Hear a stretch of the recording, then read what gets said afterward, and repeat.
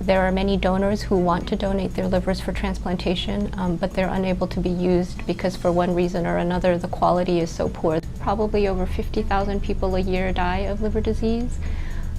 There are currently about 16,000 people on the wait list for a liver transplant, but 15 to 20% of them will die because there are not livers available for them.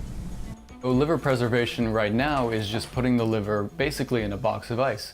It allows us to transplant these pristine livers, but it doesn't let us transplant livers that are of a more marginal quality.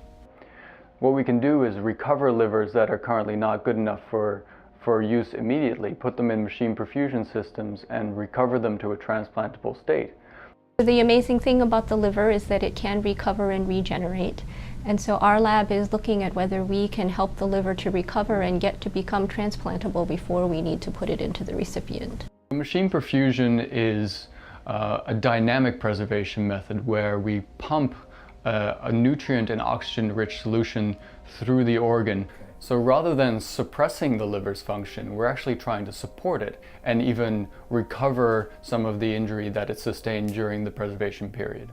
What organomatics allows you is to take an organ, mimic what the body does with the organ, and keep it in a healthy and fresh and transplantable state, and further allow the organ to regenerate itself, rejuvenate itself, and even if it has some injury, to recover from that injury so that we can use that organ for transplantation. And right now we have very crude criteria for determining whether a liver will be of good quality.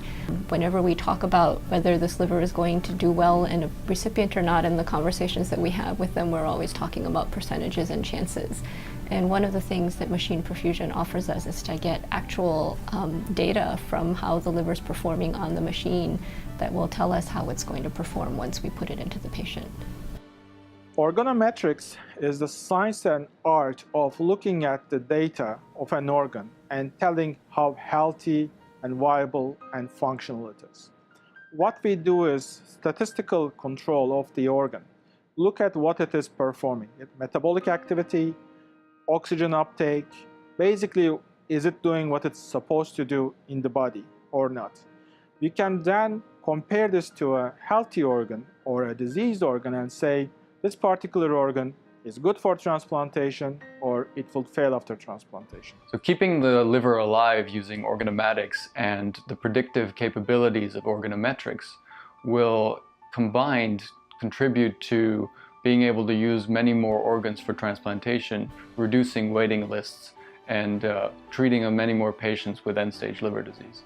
We do about 6,000 transplants a year nationally, so potentially, 8 to 12,000 instead of 6. And that would certainly take care of death on the wait list.